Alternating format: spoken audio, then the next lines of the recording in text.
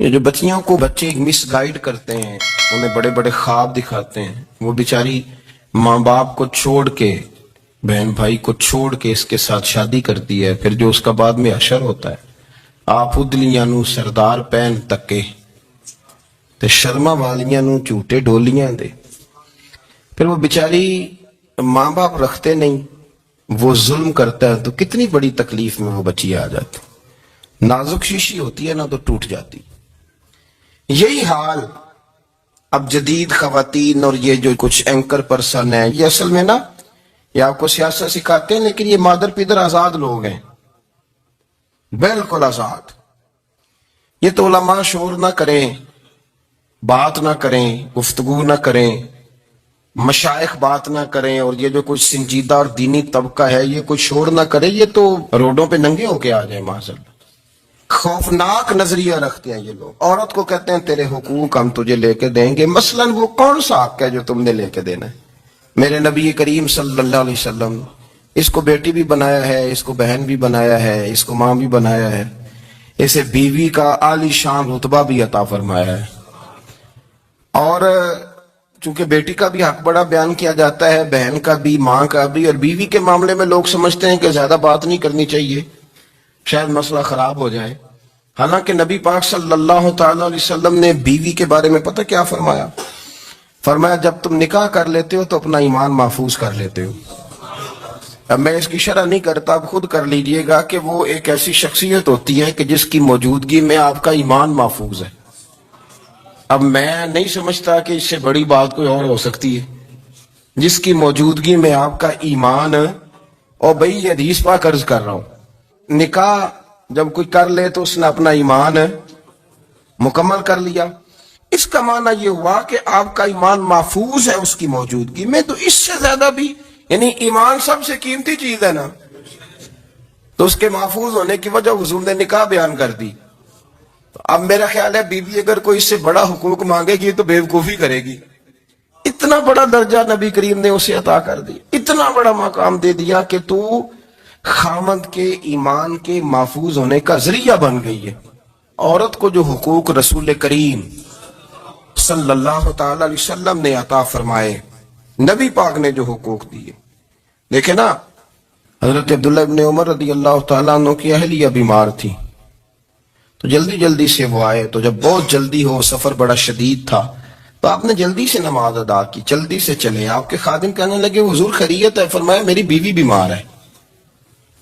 تو اس نے عرض کی حضور آپ کی اہلیہ بیمار ہے، تو آپ نے نماز بھی جلدی سے پڑھی، سفر بھی جلدی جلدی کیا، تو فرمانے لگے یہ وہ چیزیں ہیں جو ہمیں مدینے والے رسول نے سکھائی۔ آپ اس کیفیات کو سمجھیں کہ حضور صلی اللہ علیہ وسلم نے درس دیا۔ اور پھر ایک اور بہت بڑی بات، یہ فضیلت کسی اور کو نہیں دی، جو عورت کو حضور نے فضیلت دی، یہ فضیلت کسی اور کو نہیں دی۔ کبھی حضور نے فرمایا ہے کہ تمہارا ابا تمہارے ساتھ بہت سخت رویہ کرے تو تم نے اس کو اس سختی پر داد دینی ہے؟ فرمایا چلو اگر وہ زیادتی بھی کرے تو تم نے اس کے ساتھ سلوک اچھا ہی کرنا ہے۔ لیکن آپ ایک بات کو سمجھے نا کہ بچے کے بارے میں، بیٹے کے بارے میں، بیٹی کے بارے میں فرمایا 10 سال کے ہو کے نماز نہ پڑھے تو سختی کرو، تمہارا ڈنڈا بھی لٹکنا چاہیے۔ بہت ساری جگہوں پہ بہت سارے لوگوں کے لیے سختی کا حکم دیا، لیکن عورت کے لیے حضور نے جو جملے کہے، اصل میں ہم سمجھتے ہیں کہ یہ ایک بات ہے، مشہور ہو گئی ہے روایت حدیث، تو بس اس کے پس منظر پر اور جملوں کے حسن پر شاید معاذ اللہ غور کرنے کی ضرورت نہیں، ذرا اس لفظ کی تاثیر پر غور کریں۔ حضور نے فرمایا عورت ٹیڑھی پسلی سے پیدا کی گئی ہے، یہ ٹیڑھی ہے، اس کو سیدھا کرنے کی کوشش کرو گے تو ٹوٹ جائے گی، تو حضور پھر ہمارے لیے حکم کیا ہے؟ فرمایا جیسی ہے تم اسی کے ساتھ نبھا کرو۔ آپ سمجھیں کہ اتنا محفوظ حضور نے درجہ دے دیا بی بی کو، اتنا محفوظ کہ فرمایا غلطی بھی ہو تو میرے غلاموں تم اس کے ساتھ نبھا کرو، گزارا کر لو۔ کو کیا اور حق چاہیے عورت کو، جس کو اس کی غلطیوں سمیت نبی پاک نے قبول کرنے کا حکم دے دی، اس کی کمزوریوں سمیت قبول کر لو۔ اب اس کو اور کیا، کوئی کمزوریوں سمیت قبول کرتا ہے؟ کبھی آپ دکان پہ بیٹھے ہو تو آپ کہیں بھی اس میں یہ بھی غلطی، میرے مال میں یہ بھی کمزوری ہے، یہ بھی کمزوری ہے، یہ بھی کمزوری ہے، تو کر لے قبول؟ کرتا ہے کوئی؟ کوئی شخص ایسا ہو جو کسی چیز کی کمزوریاں بیان کر کے کہ اسے قبول کرو، پر رسول کریم صلی اللہ تعالی علیہ وسلم نے نا ہمیں سبق دیا، حضور نے ہمیں درس دیا، نبی پاک نے ہمیں پیغام دیا، فرمایا یہ ٹیڑھی ہے، سیدھی کرنے کی کوشش کرو گے تو بیچاری ٹوٹ جائے گی، تو اس کے ساتھ نبھا کر جاؤ۔ آپ میری بات کو سمجھیے گا۔ چلے میں اس پر ایک اور بخاری مسلم کی حدیث پڑھتا ہوں۔ حضرت سلمان فارسی رضی اللہ تعالیٰ عنہ اور حضرت ابو دردہ کے درمیان بھائی چارہ تھا۔ مکے سے مدینے جب لوگ آئے تو حضور نے بھائی بھائی بنایا تھا۔ ان کے درمیان بھائی چارہ تھا تو ابھی پردے کی آیات نازل نہیں ہوئی تھی، تو لوگ ایک دوسرے کی طرف جاتے تھے۔ حضرت سلمان فارسی رضی اللہ تعالیٰ عنہ حضرت ابو دردہ رضی اللہ تعالیٰ عنہ کے گھر میں تشریف لے گئے تو دیکھا کہ ان کی بیوی بڑی غمگین بیٹھی ہیں۔ تو ہم نے فرمایا بہن کیا ہوا؟ تو کہنے لگی تمہارے بھائی کو دلچسپی کوئی نہیں رہی، ہر روز روزہ رکھ لیتا ہے اور ساری ساری رات نفل پڑھتا ہے۔ حضرت سلمان فارسی کہنے لگے ٹھیک ہے، کر لیتے ہیں بندوبست۔ نماز دین ہے کہ نہیں؟ دین ہے نا یہ چیزیں۔ لیکن حضرت سلمان فارسی جناب ابو دردہ سے کہنے لگے آج میں نے تیرے گھر میں رہنا رات کو، کیونکہ وہ تو ساری رات نماز پڑھتے تھے، نفل پڑھتے تھے۔ انہوں نے کہا ٹھیک ہے، ایک بستر لا کے بچھا دیا حضرت سلمان فارسی کے لیے۔ سلمان فارسی فرمانے لگے دوسرا بھی لا۔ کہا وہ کیا کرنا ہے؟ فرمانے لگے تو نے بھی سونا ہے، میں نے بھی سونا ہے، تو نے بھی سونا ہے، عشاء پڑھیں گے اور پھر دونوں سوئیں گے۔ کہا میں نے تو نماز پڑھنی ہے۔ فرمایا تہجد کے وقت اٹھ کے پڑھیں گے، اللہ کے رسول بھی رات آخری حصے میں جا کے نماز پڑھتے۔ ادھر ساتھ سلا لیا، وہ تھوڑی کو دیر سوئے، اب عادت تھی ساری رات اٹھنے کی، ذرا اٹھنے لگے بستر سے تو حضرت سلمان فارسی فرمایا چپ کر کے سو جا، وہ بڑی رات پڑی ہوئی، چپ کر کے سو جا۔ وہ لیٹ گئے، پھر اٹھنے لگے تو فرمایا سو جا چپ کر کے، بڑا ٹائم ہے۔ سحری کے وقت اٹھے، نفل پڑھے۔ ان کا ارادہ تھا روزہ رکھنے کا، تو فرمانے لگے کل رکھا تھا نا نفلی روزہ، جی رکھا تھا، پرسوں بھی رکھا تھا، ترسوں بھی رکھا تھا۔ فرمایا آج نہیں رکھنا، آج میں تیرا مہمان ہوں، سارا دن کٹھے مل کے روٹیاں کھائیں گے، آج نہیں روزہ رکھنا، سلا دیا۔ اب حضرت ابو دردہ رضی اللہ تعالیٰ عنہ کہہ تو کچھ نہ سکے، پر کہنے لگے سلمان تم پتہ تم کیا کر رہے ہو، نہ تم نے مجھے رات اٹھ کے زیادہ نفل پڑھنے دیے، سویرے روزہ نہیں رکھنے دیا۔ تو حضرت سلمان فارسی کہنے لگے کوئی لمبی بات تو نہیں نا، چلتے ہیں نا ابھی فجر میں مسجد نبی میں، تو نبی پاک کو بتاتے ہیں۔ سرکار دو عالم علیہ السلام کی خدمت میں تو اپنی بات کرنا، میں اپنی کروں گا، حضور نتیجے کا اعلان فرما دیں گے، بات طے ہو جائے گی۔ حاضر خدمت ہوئے، عرض کی یا رسول اللہ صلی اللہ تعالی علیہ وسلم یہ ساری رات نفل پڑھتے ہیں، ہر روز روزہ رکھتے ہیں، ان کی اہلیہ غمگین بیٹھی ہیں، حکم فرمائے۔ تو نبی پاک صلی اللہ علیہ وسلم نے فرمایا پھر ہوا کیا؟ یا رسول اللہ میں نے رات سلایا ہے، سحری میں اٹھایا ہے، سویرے روزہ نہیں رکھنے دیا۔ نبی پاک نے فرمایا سلمان فارسی نے ٹھیک کیا، سلمان فارسی نے ٹھیک کیا۔ پھر حضور نے فرمایا، نبی کریم نے فرمایا ابو دردہ تیرے اوپر اگر اللہ کا حق ہے، اس کے رسول کا حق ہے، دین کا حق ہے، تو فرمایا تیری آنکھ کا بھی تیرے اوپر حق ہے، تیرے وجود کا بھی تیرے اوپر حق ہے۔ یہ حضور نے فرمایا تیرے بچوں کا بھی تیرے اوپر حق ہے، تیری بیوی کا بھی تیرے اوپر حق۔ اس حق کو بھی سمجھے، حقوق اللہ بھی ہیں، پر تیری آنکھ کا بھی تیرے اوپر کیا مانا کہ تیری آنکھ سونا چاہتی ہے تو اسے سلا بھی، تیرے وجود کا بھی تیرے اوپر حق، تو تیرا وجود آرام کرنا چاہتا ہے تو اسے آرام بھی کرا۔ اور پھر وہاں نبی پاک صلی اللہ علیہ وسلم نے فرمایا میں تم سب، سننا یہ لفظ حدیث کے، حضور نے اسی موقع پر فرمایا میں تم سب سے زیادہ اپنے رب کو جانتا ہوں اور میں تم سب سے بڑھ کر اپنے رب سے ڈرتا ہوں۔ حضور فرمانے لگے میں روزہ بھی رکھتا ہوں، افطار بھی کرتا ہوں، یعنی کبھی رکھتا ہوں اور کبھی نہیں رکھتا۔ فرمایا میں نفل بھی پڑھتا ہوں اور اپنی بیویوں کو وقت بھی دیتا ہوں۔ سرکار مسجد میں بھی آتے تھے، نواسوں کے ساتھ کھیلا بھی کرتے، ان کے ساتھ پیار بھی کرتے۔ تو اتنے بڑے حقوق حضور نے بیان فرمایا عورتوں کے کہ تمہاری بیوی کا بھی تمہارے اوپر۔ لو ایک حدیث بخاری کی اور یہاں بیان کر دیتا ہوں۔ ایک شخص نے آ کے عرض کی یا رسول اللہ صلی اللہ تعالی علیہ وسلم جہاد کے لیے تیاری ہو گئی ہے، صفیں بن رہی ہیں، مجاہدین کی تیاری ہے، تو میرا بھی نام لکھ دیا گیا ہے مجاہدوں کی لسٹ میں، لیکن یا رسول اللہ صلی اللہ تعالی علیہ وسلم میری بیوی نے حج کی تیاری کر لی ہے اور میرے دوستوں نے، صحابہ نے میرا نام مجاہدین کی لسٹ میں لکھ دیا، تو میرے لیے کیا حکم ہے؟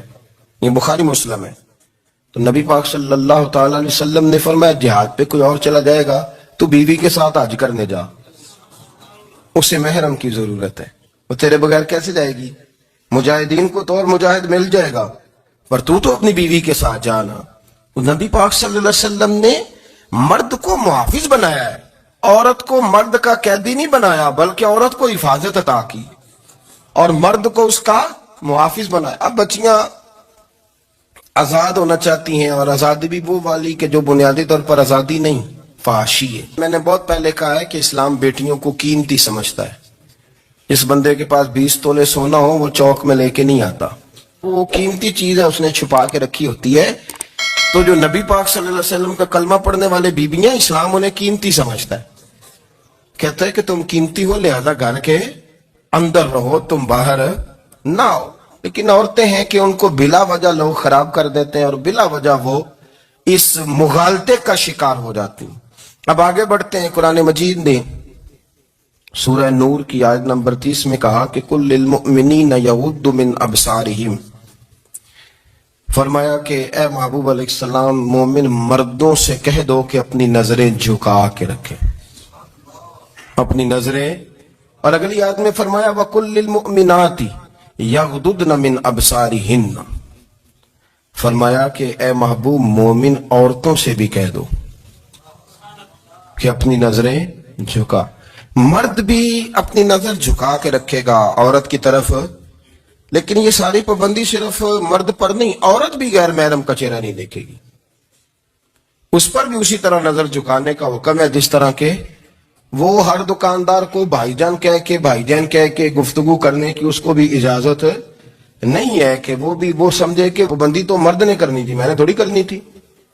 وہ جس کے پاس جائے، جہاں بھی جائے، ڈاکٹر کے پاس جائے، باہر جائے، تو وہ جس طرح مرضی اس کا دل چاہے وہ بات چیت کرے، اس کی عورت کو بھی اجازت اسلام نہیں دیتا۔ بنیادی طور پہ اسلام شرم و حیا کا دین ہے، حیا کی بات کرتا ہے۔ حیا کی جب ہم تعریف کرتے ہیں تو حیا کی تعریف یہ ہے کہ کوئی کبھی چیز دیکھ کے نا تو آپ کی طبیعت میں کراہت محسوس ہو، آپ کوئی غلط جملہ منہ سے نکالتے ہوئے ذرا جھجکیں، آپ کوئی غلط بات کرتے ہوئے تھوڑا بوجھ محسوس کریں۔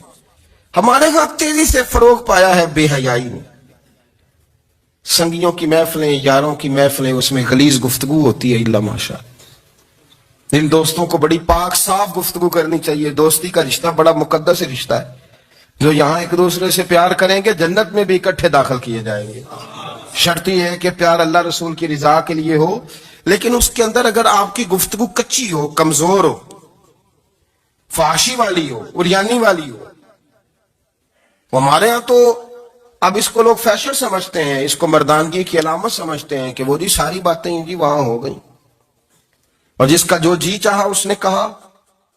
آپ جب حیا کے دائرے میں ہوتے ہیں تو آپ خود بھی سکون محسوس کرتے ہیں۔ دیکھیں نا، آپ کو نیند سکون سے کہاں آتی ہے؟ جہاں کمرہ بند ہو، چاروں جانب دیوار ہے، اوپر چھت ہے، خالی دروازہ بھی کھلا ہوا ہونا تو جب بندہ سکون لینا چاہتا ہے تو کہتا ہے یار ذرا دروازہ ذرا بند کر دو۔ وہ اچھی طرح اپنے آپ کو چھپا لیتا ہے نا حیا کے پردے میں، تو اللہ اسے سکون عطا کرتا ہے۔ اور جو اس سے بھی زیادہ ٹھنڈی نیند میں جانا چاہتا ہے وہ کہتا ہے لائٹ بھی بند کر دو۔ اب وہ مکمل طور پہ سمجھتا ہے کہ میں چاروں جانب سے چھپ گیا ہوں، اگر میں کھول کے بھی سو جاؤں گا تو میرا چونکہ پردہ قائم ہے تو مجھے کوئی دشواری نہیں ہوگی۔ آپ جب چھپ جاتے ہیں، جب آپ حیا کے اندر سمٹ جاتے ہیں، جب آپ چادر کے اندر آ جاتے ہیں تو آپ بہت ساری جگہوں پہ آسانی محسوس کرتے ہیں۔ تو حیا تو آپ کو سکون دیتی ہے، حیا تو دل کو راحت دیتی ہے۔ میں بڑی ذمہ داری سے بات عرض کرتا ہوں، قرآن مجید نے نا ایک مقام پہ مذاق کو، ایک مزاح ہوتا ہے خوش طبی، وہ نہیں مذاق اڑانا، قرآن پاک نے نا مذاق کو ایک جگہ پہ جاہلوں کا طریقہ بھی قرار دیا ہے۔ بنی اسرائیل کے لوگوں سے حضرت موسیٰ نے کہا کہ گائے ذبح کرو اور ایک ٹکڑا مقتول کو مارو، زندہ ہو کے خود بتا دے گا مجھے کس بندے نے قتل کیا۔ تو کہنے لگے آپ ہمارے ساتھ مذاق کر رہے ہیں۔ تو قرآن مجید کہتا ہے کہ حضرت سیدنا موسیٰ علیہ السلام فرمانے لگے اعوذ باللہ ان اکون من الجاہلین، فرمانے لگے میں اللہ کی پناہ مانگتا ہوں کہ میں جاہلوں میں سے ہو جاؤں۔ یہ مذاق کرنا تو جاہلوں کا طریقہ ہے۔ اگر آپ کی زبان سے بے حیائی کا جملہ نکل گیا، اگر آپ کی زبان سے بے حیائی کا جملہ نکل گیا، آپ نے کہہ دیا کہ ہم آزاد لوگ ہیں، جو مرضی کریں گے، جو مرضی کہیں گے، جو ہمارا دل میں آئے گا کریں گے، تو پھر تو لوگ آپ کا وہ حشر کریں گے کہ آپ سے برداشت ہی نہیں ہوگا. جس کا لوگ مذاق بنا لیتے ہیں اور جو مذاق بن جاتا ہے پھر اسے کوئی جینے دیتا ہے. آپ حیا کی چادر میں چھپیں گے تو بچیں گے. اگر آپ نے اپنا مذاق بنوا لیا یہ کہہ کے کہ میں نے مرضی کرنی ہے، پھر یاد رکھنا چھپنے کو جگہ نہیں ملے گی، پھر تکلیف میں آ گئے، پھر بہت بڑی اذیت کا شکار ہو گئے. شرم و حیا، عرب کے اندر جو کنواری لڑکیاں تھیں ان میں بڑی حیا ہوتی تھی. الحمدللہ میں بڑے فخر سے کہتا ہوں کہ میرے پنجاب کی، میرے پاکستان کی بیٹیاں بھی 20 دفعہ ان کا ابا کہے تیری شادی کرنی ہے تو وہ آنکھ نہیں اٹھا پاتی آج بھی. یہ تو وہ چند لوگ ہیں جو کہتے ہیں ہم ہائی کلاس ہو گئے.